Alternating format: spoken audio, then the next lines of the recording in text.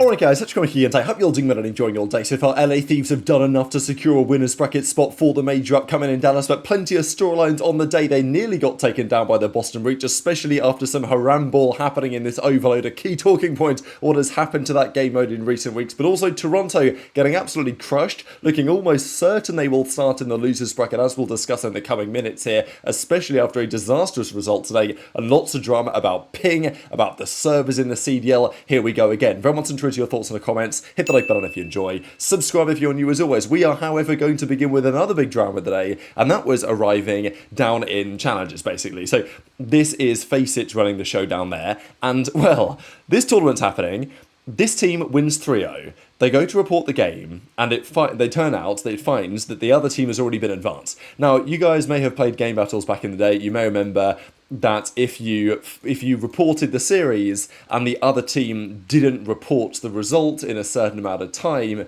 then they would be automatically awarded the win. That's just how it went for convenience, because sometimes you'd win a series, the other team would, it was their last game of the night, they'd forget to report it, they'd go off to bed, whatever, and eventually you'd be given the win. If they reported differently, it would go to a dispute. I'm sure you guys have been there in the past, back in the day. But apparently the same thing applies on FACEIT for these tournaments, although this is like serious stuff for serious money with lots of importance. So teams have figured out that the FACEIT system works, that if I report it and the other team doesn't, 15 minutes later, I get guaranteed the win.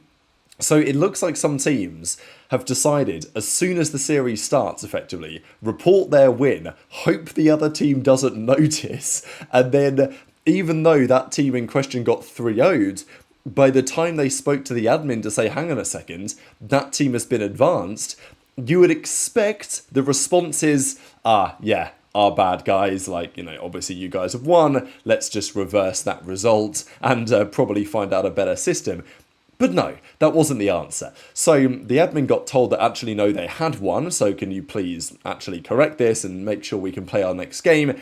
But no, the admin says, unfortunately, at this state of the tournament, we are unable to change this result, but we will keep an eye on them, which I thought was a hilarious comment. So what do you mean? These guys literally lost.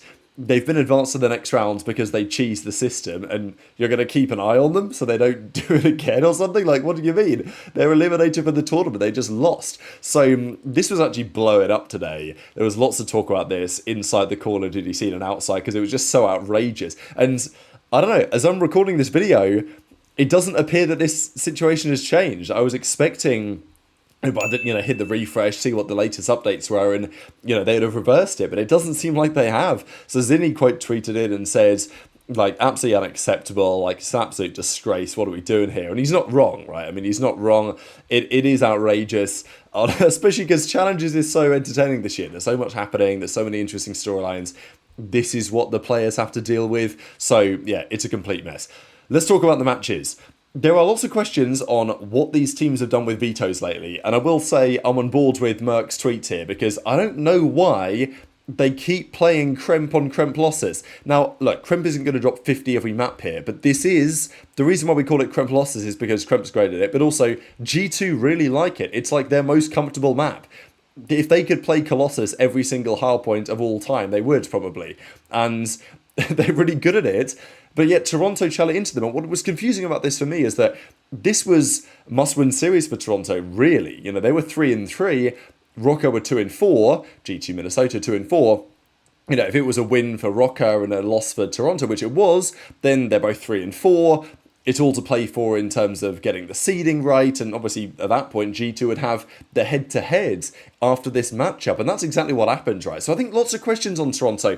They've had, they beat Thieves, that was their notable win of the stage, but apart from that, they've not really done all that much, and they've lost to, a couple of teams in FaZe, Paris. I think they've played some solid teams, but this is a series that simply cannot go the way that it did. Mumba had a great conclusion to the map. Estriel was really strong this map, but this was just not a close series, right? Koi got slammed. Now, they have another opinion about that. Certainly ReeaL does. We'll see it in a second. They played the overload, Again, a relatively low-scoring, conservative game of Overload, which is what we are starting to see more and more of lately in the Pro League, and certainly in the final series of the day. The bus gets parked at the back of the map. We've seen this before on Den.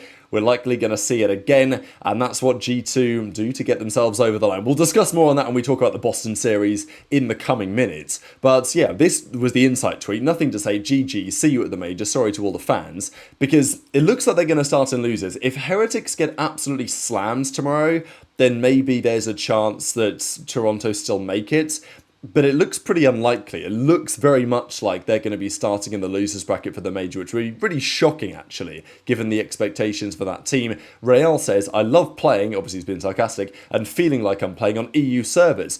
This is a joke. So very interesting, right? Because we know that all the teams pretty much now based out of Dallas. The Toronto guys based out of Toronto. They've been given credit for the last few years. Oh, Bell Fiber this, Bell Fiber that. These guys are unbelievable on this server and all this. They often play on like Atlanta servers to the Dallas teams. But is it really an advantage, or is it actually a major disadvantage? There's a reason why the teams really want to be in Dallas, but that's not what Toronto do, and I can understand why. And it doesn't seem to have affected them, let's be honest, in recent years. But for some reason in this situation, ReeaL was not happy and says that like the servers feel like he's on massive ping. He's playing on servers over in Europe across the ponds, which clearly he's not, but it feels like he is. So yeah, some complaints from ReeAL's side about the ping. Again, if you ask the CDL about this, they'll probably say, well, you know, we used our ping equalization tool or whatever, and everything was technically fine. We haven't heard that much about servers this year, right? We usually talk about servers all the time with online cards, and here we are at it again. Is ReeaL just making an excuse? Is there something in that? JoeDeceives doesn't say anything, he just says GG's G2 lost 3-0, but like such a bad series to lose because, as I say, all they really need was, they needed to win, but also even a couple of maps would have been nice for a better map count. But no, because they got 3-0 slammed. Estra with a 1.5, Mumba 1.3, it was a disaster class of Toronto. Lots for those guys to think about going into the major because, you know, if they get slammed at the major, all the talk has been about what are Thieves going to do if they blow it up. You know, obviously OpTic are struggling, they're not going to blow it up, you know what I'm saying? The attention has been there of the theoretical top teams, but Toronto also a theoretical top team. And they have been not very close to that level as of late. Then, FALCONS, they played Cloud9. Look, Cloud9, it's just predictable and painful to watch these guys play. You know that they're going to find a way to go to 5 and then they're going to get slammed. It is what it is. We've seen it before, we're probably going to see it again.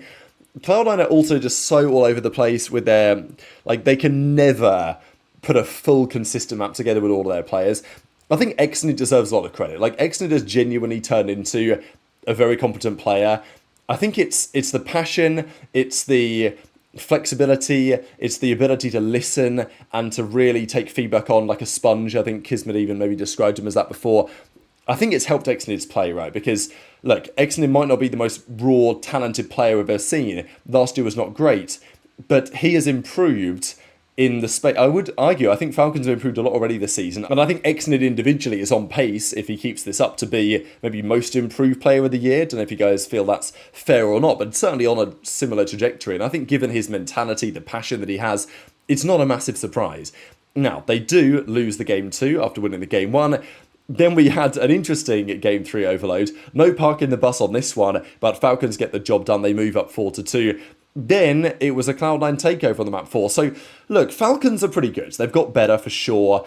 I mean, they're looking really solid as this number 1 seed right now. We'll discuss the standings at the end of the video. But every team is vulnerable. I think that's the key takeaway, right? There's no team that's just frying everyone all the time. I mean, who's the favourite for the major right now? FaZe, maybe, would you say? I don't know how to call favourite for the tournament right now. It's all over the place. It's absolutely wide open. It's not going to be Cloud9, let's be honest. This game was an absolute grueler. It went down to the wire. Cloud9 iced up, and it's funny because Cloud9, they won a close map, and it was like, wow, have they got ice? Is the ice back? And then we saw round 2 of the search that it's just a shambles. Like, this round, they should never have lost in a million years. It was a 4v2. the way they played it was terrible, because Afro could have got picked by the window anyway when he planted, then he died immediately afterwards from open stairs. They just watched nothing and just assumed the 4v2 would get them the win. Then Mack gets gunned by Pred somehow on no HP. Kind of reminded me of that gunfight from Modern Warfare 2. Was it on Embassy when Pred gunned like Simp or something point blank range? And kind of similar to that. But obviously Mack was a teammate of his back then. Not the case today. This was Beans suffering from basically losing that round and losing the one after and realising, here we go again, because they were already 0-4 in Game 5s this split, they're now 0-5. So you could say, well, if they just improve their Game 5s, instead of being 1-6, they would be like 6-1 or whatever. And, you know, I guess that's true. Like, if Cloud9 won all of their Game 5s, then they would be the best seed. But unfortunately, it doesn't work like that. And they can't win a Game 5. As Pred says, we should have won all those maps. So look, I think Falcons played at a solid level. Cloud9 find a way to just, I don't know, like Falcons or Cloud9 are winning all these maps. It's like, well, maybe they've got some promise, but like the team just doesn't put it together anywhere near consistently enough. Cloud9 have to do something after the major if it keeps going like this, and I think it will, to be honest, based on recent evidence. You know, most of the players in this league, most of the teams in this league are pretty good, as we know. Not the case for Cloud9, not the case for Surge right now, I'd argue. We'll see how they get on tomorrow. Falcons, though, they get over the line, a 3-2 win, securing their top seed. Celium 1.3, Kismet 1.2, Exnid, Pred, you know, all in the green, all very comfortable. Just a disaster class, especially out of Afro and Beans. Both of them shared some real stinker maps. But this was a fascinating series from multiple angles. Boston Thieves. Boston, we know, have had Thieves' number last season. A couple of crucial moments. I don't know what it is as well about Cammy. He loves playing these guys. Like, Cammy will always have a good series against these guys. The game one, Boston came out of the gate swinging. They had a big lead at this point. Snoopy was taken over. Kenny started off horribly, and it was a really interesting start to the series because Kenny was like 0-6, 1-11, 2-12. Like, it was a shambolic start. And I'm sure that there were Thieves or OpTic fans out there thinking, oh my god, I can't believe Kenny has dropped a 1.3 on our heads and now has gone back to dropping a 0.6 every series. But no, Kenny played really well this series. Like, he played, it seems, in the level that they say they play in scrims. Yeah, he had a bad start to game one and it got people talking, but actually by the end of the map one, Kenny had clawed it back to being positive and actually having the most hill time. That was also the other key takeaway today. If you look at the hill time here on Thieves, HyDra, Scrap, not doing much, as expected, but Kenny and aBeZy really stepped up, and I think Kenny especially is getting more kills, he's being impactful, and he's getting the hill time, and that's look, yeah, you might say, oh, it's only against Boston. But every team right now is pretty good, and every team can cause an upset, and Boston nearly did in this series. They won the game one in the end, after an absolute banger. It mainly came down to what was happening at the back of the map. There were lots of questions on this, because aBeZy was in their spawn, and he got 2 kills, but the Boston guys spawned right next to him, and they kept spawning right next to him, they kept spawning right next to him. There probably should have been another spawn that aBeZy would have forced them into, but no, they didn't do that. Zinni says it's time for Colossus to go because of this. I don't know. I don't mind watching Colossus. I thought it was a pretty good map. It is what it is. Thieves then dominate the search. They won this map against OpTic convincingly, so that wasn't too much of a surprise. And then we've got to talk about the, the terrorism that we saw on the map in the map 3.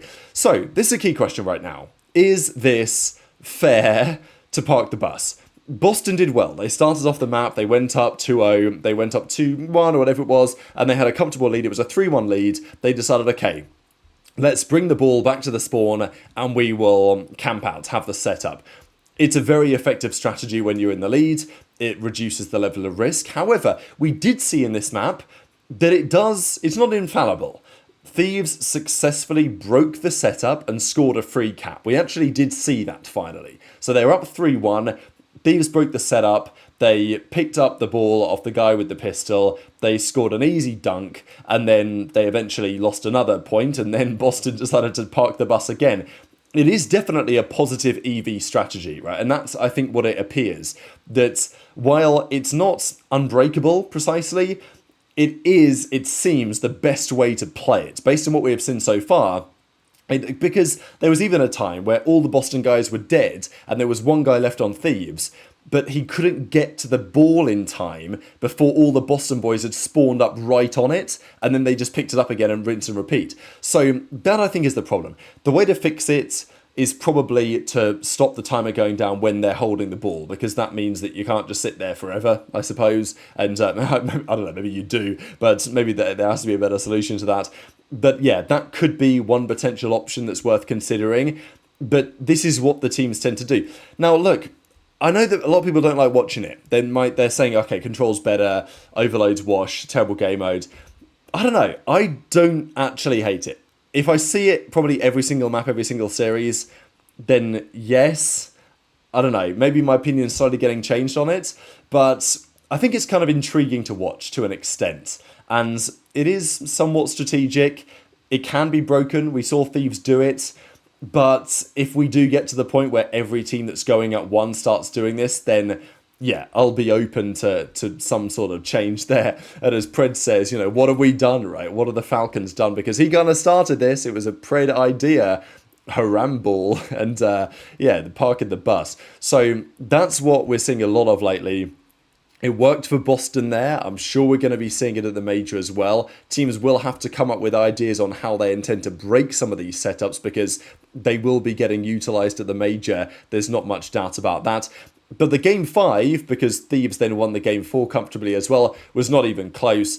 Kenny was laughing, and I think you could tell by the vibes here on Thieves, things are pretty strong in their camp right now. You know, Kenny was giggling about something, Scrap was looking over at him, aBeZy was looking over at him, HyDra was looking over at him. They're all having a good time about something, and it feels like that Thieves team, it didn't seem long ago that we thought, wow, they're checked out, they want to get rid of Kenny. Very different story as of a few days later. The major will still be critical, but look, Kenny drops a 1.01 in this series. You know, that's pretty much ideal. If you look at the hill time and the hard points, Game 1 he's got 116, Game 4's got 87, so, you know, solid given the circumstances.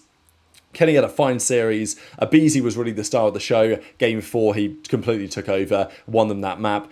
Purge had a real stinker. Like, that was probably the standout of the series, really. The Purge stinker Game 4, the aBeZy Masterclass Game 4. That was pretty much just the difference maker. But yeah, Boston go down, and that does mean that they will be in a loser's bracket spot, because this is the current set of standings. So Surge and Cloud9 are cooked, obviously, no matter what happens with Surge. Boston 3 and 4 with the worst of all the map counts. Toronto 3 and 4 with 14 in 14, which again, if they'd have just won a couple of maps, it would have been a lot better. G2 are 3 and 4, but better than Toronto. So currently Toronto are sitting in losers. If Heretics get 3-0s, they will become 14 and 15, and presumably therefore will drop down behind Toronto. And they play Gentamates is their matchup. So still possible. OpTic with 4, they've done enough. Thieves with 4 and all the other teams, they've also done enough. But OpTic seeding is looking pretty precarious, right? I mean, right now, if the games were to stop right now, OpTic would play FaZe round 1 of the major. And, you know, so fascinating to see what's going to happen tomorrow. And tweet your thoughts as ever in the comment section below. Lots of talking points in the morning. Hit the like button if you enjoyed. Subscribe if you're new. Take care. And I'll see you next time.